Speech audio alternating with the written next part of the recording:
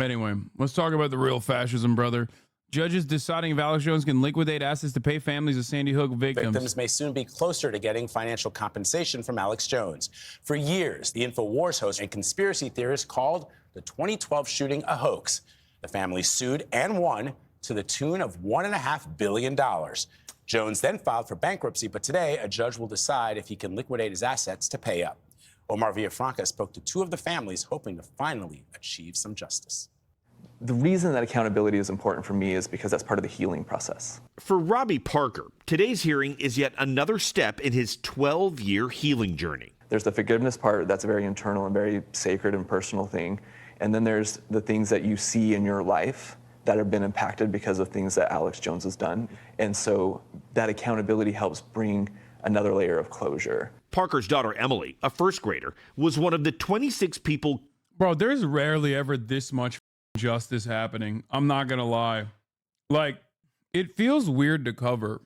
I don't ever think of I can't think of a single moment where there's like this much spiritual, karmic, and just like actual justice in the criminal justice sense ever happening. It only took over a decade. Yeah, it only took like 12 years plus, endless harassment in that entire timeline. But it came nonetheless. Killed in the Sandy Hook school shooting. In the immediate aftermath, conspiracy theorist Alex Jones called the shooting a hoax, and the parents and children involved, crisis actors. His followers threatened and harassed parents for years. But facing defamation lawsuits brought by the families, he relented in court. It's 100% real. And judges in Texas and Connecticut ordered him to pay families $1.5 billion. They're not shutting me down at the top of the hour. Okay? If you think they're going to come for you next once they start shutting down all unpopular opinions, if you think that this is a good debate at the top of the hour, let me shut you down real quick. It's not. It's weak. If you legitimately think that my commentary is identical to Alex Jones, and I'm actively running harassment campaigns against victims of a school shooting, and having my fans literally show up at these people's houses and stuff after they had family members die in a school shooting, you might be entirely lost in the sauce. He didn't do that. Not only did he literally do that, they found that he did that and was directly responsible in a court of law. That wasn't bait. Chatter is being serious. I'm not same as him, I'm worse. Yeah, a lot of liberals do. My haters from a particular community will constantly say Hasan is like Alex Jones because I say stuff like Israel is an apartheid. You're not like Alex Jones, but you were in that. You have some controversial opinions. I know I do. There is, however, a difference between someone deliberately lying and cultivating a massive audience of rabid freaks that go to the lengths of harassing victims of a school shooting because they believe that they're in the right and that their favorite commentator has told them that this didn't actually happen and they're fake and phony and that this is a government psyop. And among many other instances, by the way, the Sandy Hook one is just a successful legal case, which is why we're talking about it. But since then, it's not like Alex Jones has stopped, this would be equivalent to me saying that October 7 was fake and then talk about how the Israeli government crafted it didn't actually happen, all this kind of. And no, if you clip what I'm saying right now, it doesn't count. Obviously, shut the up. No, a video of me jokingly saying that doesn't count either. Jesus Christ. Anyway, let's just continue. $1 billion. I lost my own power. I lost my voice for a long time. I felt like I couldn't be who I was, and I really disconnected from that for a really long time. It took me joining this lawsuit to finally start to be able to find and reclaim some of those things again. Today's hearing could lead to a liquidation of Jones's assets to start payment, including his online platform InfoWars, where he peddled the Sandy Hook lies. If that platform goes away that he had, is there any satisfaction in that? In the sense that that's, unfortunately, in this case, what accountability looks like. The amount of the verdicts in these cases in Texas and Connecticut is extraordinarily high, but we have to remember how extraordinary the damages were.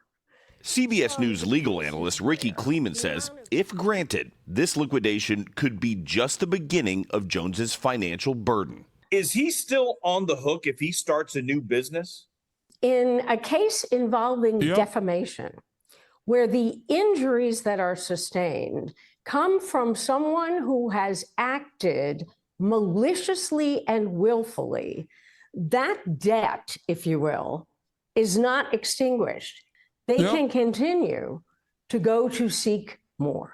For Scarlett Lewis, like Robbie Parker, financial relief is secondary in her fight for her son Jesse.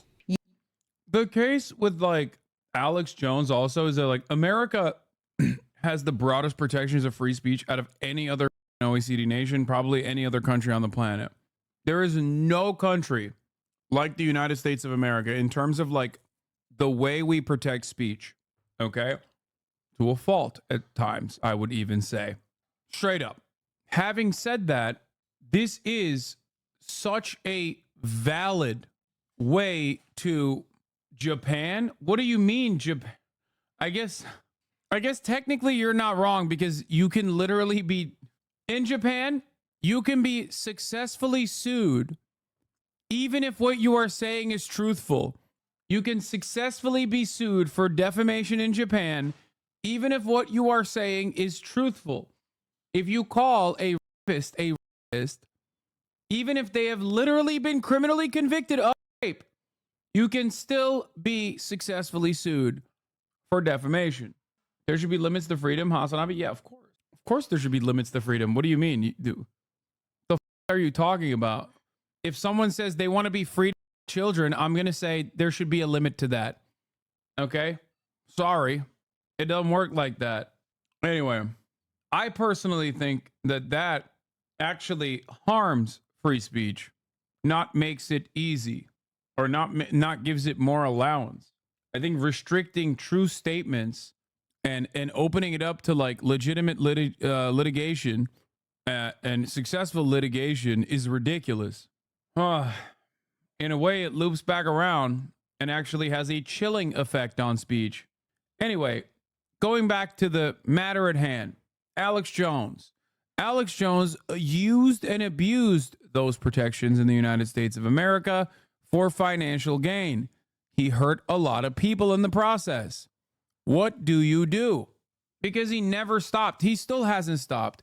As a matter of fact, he's so dedicated to the cause of slander and defamation that he very famously slandered and defamed the judge overseeing his slander and defamation trial awards proceedings. He did that. That's how crazy that is. What are you supposed to do? It's like, I'm a firm believer in rehabilitation.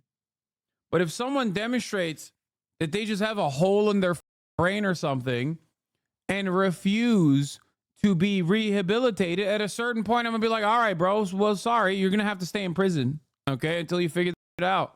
Do you understand? Just because I believe in rehabilitation doesn't mean that, like, there's a timeline. If someone is like a serial killer, right, and they have a ton of victims, and they just keep saying, like, no, you let me out, I'm going to keep doing the same thing. They demonstrate that they're going to literally do the same crimes again. Yeah, I don't think you're going to be released at the end of your sentence if that's the case, big dog. You know, sorry.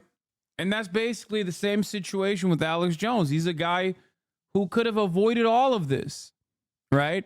And no, I'm not doing a top of the hour ad break debate. I already ran it, if you remember, 9 minutes ago. He could have avoided all of this by just simply being like, yeah, I'm sorry. I didn't mean it. Sandy Hook is not fake. And I feel bad about the victims. But he kept doing it. And he kept doing it for new shootings, too. His current strategy for the last few weeks have been to redirect his viewers to buying his pill supplements he used to sell on his show. But this time it's from a new company that clearly has nothing to do with him, except that it's called Dr. Jones Medicine and is owned by his dad. Oh, that's awesome. You can forgive someone, but that doesn't mean that you forget. They need to be held accountable so that they don't do it to someone else. This hearing comes at a poignant time in these parents' lives. Jesse Lewis and Emily Parker would have graduated high school on Wednesday, their former classmates wearing green and white pins to honor their memory. I am really excited to see what they do with their lives. You can definitely find purpose in your pain. Robbie Parker's purpose these days is to make sure his daughter's story is told truthfully. I love hearing stories about Emily, even if they're not like dad stories that you get sick of after 50 times, right? They're meaningful and they're amazing and they're awesome. The hearing starts at 10 a.m. local time. Alex Jones is on the witness list, but it's unclear if he's going to show up in court. We reached out to his attorney, but did not hear back. If he shows up in court, Robbie Parker tells me it won't bother him at all. He's more focused on accountability and justice for his daughter. Back to you. Omar, thank you. That's what everybody's thinking. I hope he does show up. He should face those families face to face. I mean, that thing is so painful. I reached out to one of the mothers, Nelba Marquez Green, her little daughter, Anna, you know, because we've done a lot of coverage about the graduation, and she said that this anniversary, this graduation, was even more painful than the anniversary. She described it as knee-buckling pain. So just think about it. I just called to check on her yesterday because this has all been in the news. Then you see a story like that, what Alex Jones has done to deny what those people went through. Yeah. It's heartbreaking. Which Very also angry. it sets ablaze to other conspiracy theorists out there Exactly, who Nate. attack these families that are Exactly. dealing with the worst thing a parent can deal with. Yes. What he did was odious and repulsive, and it can never be enough money to repay and to Yes. assuage the feelings that these families have. But I hope today that when the judge renders that judgment, Yes. that we never have to hear about it. Adds another layer of closure. I hope it sends a big message. Thankfully, a judge has ordered the liquidation of InfoWars host Alex Jones' personal assets, clearing the way for potential payouts to families of the victims of the 2012 Sandy Hook shootings. However, the US bankruptcy judge ruled against the liquidation of Mr. Jones' company, Free Speech Systems, which owns the InfoWars brand. The liquidation will force the sale of Mr. Jones' assets, including a multi-million-dollar ranch, other properties, cars, boats, and guns. According to recent court filings, Jones has around $8.6 million in personal assets. The ruling on Friday in Houston, Texas, meant that for now, Free Speech Systems and InfoWars will continue to operate. According to court filings, Free Speech Systems employs 44 people and made nearly $3.2 million in revenue in one decent month, mostly from selling dietary supplements and other items. Families of the victims were divided on whether the corporate bankruptcy should be thrown out or also changed to a liquidation procedure. The decision does not remove Free Speech Systems liability, and the plaintiffs in the defamation cases will be able to pursue the damages they are owed in state courts or through further bankruptcy hearings. If you found this video informative, then make sure to hit the like button and subscribe to the channel for more videos like this, and thanks for watching.